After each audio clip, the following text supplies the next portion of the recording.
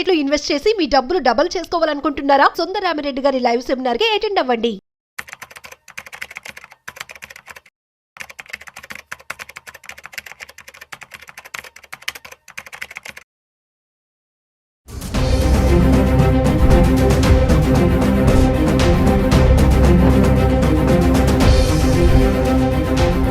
Hi hello నమస్తే, welcome back to Suman TV. ప్రస్తుతం మనతో పాటు ఉన్నారు స్టాక్ మార్కెట్ అనలిస్ట్ సుందరరామిరెడ్డి గారు. నమస్తే సార్. నమస్తే మేడం. సార్, మరి వార్ కొంచెం నెమ్మది ఇచ్చింది కాబట్టి మరి బంగారం ధరలు కూడా తగ్గుతానే ఉన్నాయి. అంటే ఒకసారి హెచ్చు తగ్గులు చూస్తున్నాం మనము. మరి ఎంత ఉందంటారు, ఎందుకు తగ్గుతుంది అంటారు, ఇంకా అలాగే తగ్గుతుందా? మరి 1 lakh నుంచి డౌన్ అయిపోతుంది కదా, మళ్ళీ 1 lakh వెళ్ళే ఛాన్స్ ఉందంటారా? బేసికల్ గోల్డెనే కదండి, ఏ ఎసెట్ అయినా సరే సైకికల్ నేచర్ కంపల్సరీగా ఉంటుంది. అది అంటే అప్ అవటం డౌన్ అవటం cyclical nature. One way route లో వెళ్ళటం అంటూ ఏమి ఉండదు అనమాట. అంతెందుకు, అన్నిటికన్నా 100% గ్యారంటీ సేఫ్టీగా ఉండే బాండ్సే అప్ అండ్ డౌన్ అవుతున్నాయి. ఈ రోజు ఆల్మోస్ట్ యూరోప్ లో అన్ని మోర్ దెన్ 1 to 2% పెరిగినాయి. స్టేబుల్ గా ఉండే బాండ్సే పెరుగుతున్నాయి. గోల్డ్ లాంటిది కూడా అసెట్ కాబట్టి అది అప్ అండ్ డౌన్ అవుతూ ఉంటుంది. ఎప్పుడైనా ఈక్విటీలో డిస్టర్బెన్స్ తగ్గింది అని సిగ్నల్ నీకు ఎలా వస్తుంది అంటే, గోల్డ్ ధర వస్తుంది నీకు ఈజీగా, క్రూడ్ ధర వస్తుంది నీకు ఈజీగా, ఈవెన్ బాండ్స్ ధర కూడా వస్తాయి. సో అందుకని ఒక ఎసెట్ క్లాస్ కి ఇంకొక ఎసెట్ క్లాస్ కి ముందు ఆ రిలేషన్షిప్ మనకు అర్థమైంది అనుకోండి, వాటిని అనలైజ్ చేయడం ఈజీ అవుతుంది అనమాట.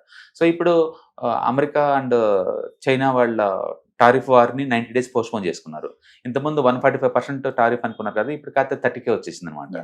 అందుకని టారిఫ్ తగ్గుతున్నాయి కాబట్టి స్టెబిలిటీ వస్తుంది. అంటే టాక్స్ ఓపెన్ చేస్తున్నారు కాబట్టి ఇంకా ఫర్దర్ తగ్గే ఛాన్స్ ఉంది. కాబట్టి ప్రపంచవ్యాప్తంగా సప్లైన్స్ నెట్వర్క్ లో డిస్టర్బెన్స్ తగ్గుతుంది. రెండోది, పాకిస్తాన్ అండ్ ఇండియా వార్ కూడా అది కూడా ఆగిపోతుంది. ఆగిపోయేసరికి సేఫ్టీ ఎక్కువ అవుతుంది. సేఫ్టీ వచ్చేసరికి ఏంటంటే ఎక్కువ మంది అగ్రెసివ్ గా ఈక్విటీలో తీసుకుంటారు. ఎందుకంటే ఆ న్యూస్ తోటి బాగా డల్ అయింది కదా మార్కెట్, వాటిలో తీసుకున్న పొజిషన్స్. అంటే ఈక్విటీలో ఉన్న మనీ ఎక్కడి నుంచి వస్తుంది? గోల్డ్ లో కొంత అమ్మి దీన్ని షిఫ్ట్ చేస్తా ఉన్నారు. అట్లా ఒక ఎసెట్ క్లాస్ నుంచి ఇంకో ఎసెట్ క్లాస్ కి మనీ మూవ్ అవటం వల్ల వచ్చిన వాటితోటి ఈ బాగా అటు ఇటు షేక్అవుట్ అవుతుంది అనమాట. అండ్ రెండోది, ఈవెన్ సమ్మర్ కూడా అయిపోతుందండి, మ్యారేజ్ సీజన్ కూడా అయిపోతుంది. వరల్డ్ వైడ్ గా సెంట్రల్ బ్యాంక్స్ అన్ని కూడా ఇన్ఫ్లేషన్, వార్స్ అటు ఇటుతో డీల్ చేస్తూ ఉన్నారు. అండ్ గోల్డ్ 1,02,000 నుంచి అండ్ డౌన్ అయింది. డౌన్ అవటం ఇప్పుడు 96,000 దాకా వచ్చేసింది. అలాగని చెప్పేసి అదేదో కొలాప్స్ అవుతుంది అనుకోమాకండి. చాలా సోషల్ మీడియాలో ఏంటంటే 60,000 వస్తుంది, 70,000 వస్తుంది, ఇలా టామ్ చేస్తున్నారండి. Gold is a very stable asset అండి. అది ఈజీగా మళ్ళీ 1 lakh జరుగుద్ది. నేను అనుకోవటం ఏంటంటే 1,10,000 నుంచి 90,000 మధ్య నెక్స్ట్ 2 years అది రొటేట్ అవుద్ది అనుకుంటున్నాను. ఎందుకంటే సెంట్రల్ బ్యాంక్స్ ఇంత అగ్రెసివ్గా బై చేయటం మనం ఎప్పుడూ చూడలేదండి. ఇయర్లీ యావరేజ్ మీద 1000 టన్నులు కొంటాయి సెంట్రల్ బ్యాంక్స్. లాస్ట్ 3 సంవత్సరాల్లో సెంట్రల్ బ్యాంక్స్ అన్ని కలెక్టివ్గా 3,000 tons ఉన్నాయి. ఇంతకుముందు మన అలాంటి ఎవిడెన్స్ ఎప్పుడు లేదు. అంటే ఒకప్పుడు ఇన్వెస్టర్లే ఇన్వెస్ట్ చేసేవాళ్ళు, లేదంటే ఈటీఎఫ్స్, ఇన్వెస్ట్మెంట్స్ ఇలా వాటి రూపంలో కొనేవాళ్ళు. మొత్తం మీద ఇన్వెస్టర్స్ రిటైల్లో ఉన్నారు. బట్ ఇప్పుడు సెంట్రల్ బ్యాంకులు జాయిన్ అయినాయి. లాస్ట్ 3 సంవత్సరాల నుంచి ఎప్పుడైతే ఈ రష్యా యుక్రెయిన్ వార్ బిగిన్ అయిందో, రష్యాకి వాళ్ళ డాలర్ వాళ్ళ షిప్ సిస్టమ్ నుంచి వాళ్ళు డిస్కనెక్ట్ చేశారో అందరికీ అర్థమైంది ఇంకా డాలర్ అనేది ఫ్యూచర్లో ఉంచుకుంటే ఎప్పటికైనా డేంజర్ అనే విషయం.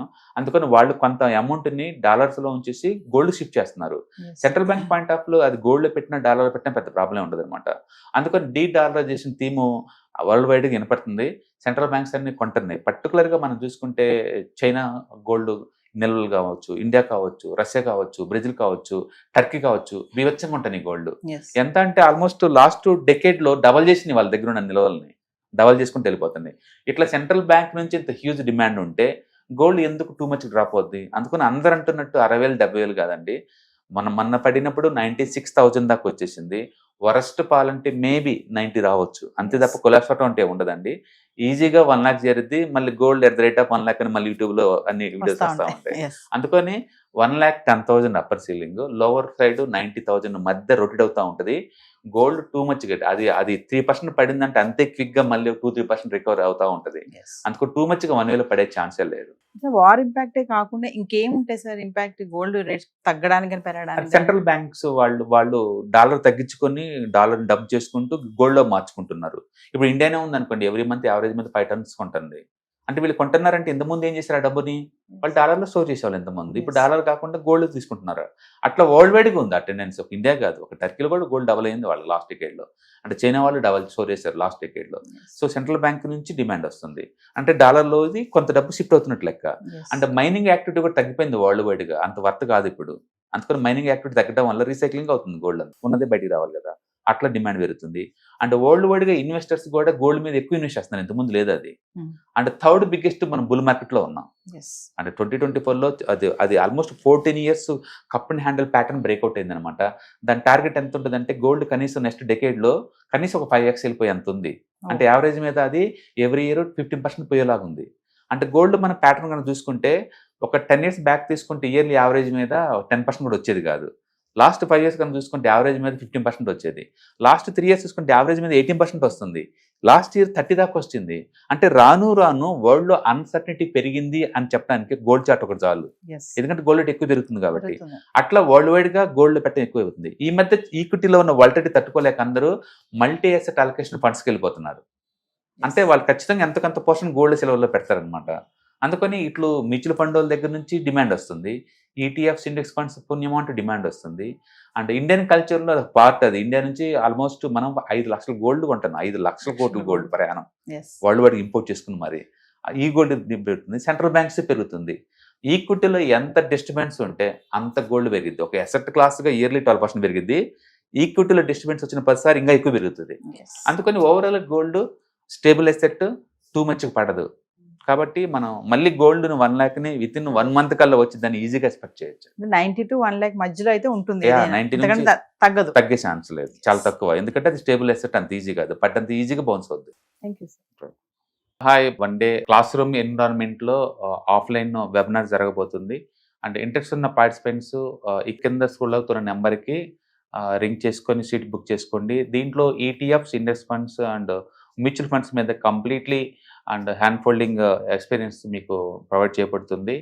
దీని ద్వారా ఏంటంటే మనం అసెట్స్ని స్టాక్ మార్కెట్లో ఎలా మేనేజ్ చేసుకోవాలి, ఎలా గ్రో చేసుకోవాలి, ఎలా ప్రొడక్ట్ చేసుకోవాలో అంటే ప్రాక్టికల్గా నేర్చుకుంటారు. అండ్ మీ ఇప్పటి వరకు మనం ఆన్లైన్లోనే మీరు అటెండ్ అవుతున్నారు. ఇక నుంచి మీరు లైవ్లో క్లాస్ రూమ్ ఎన్విరాన్మెంట్లో నేర్చుకునే ఛాన్స్ దొరుకుతుంది. కాబట్టి ఇంట్రెస్ట్ ఉన్న పార్టిసిపెంట్స్ కింద స్క్రోల్ అవుతున్న నెంబర్కి పింగ్ చేసి సీటు రిజర్వ్ చేసుకోండి. Thank you.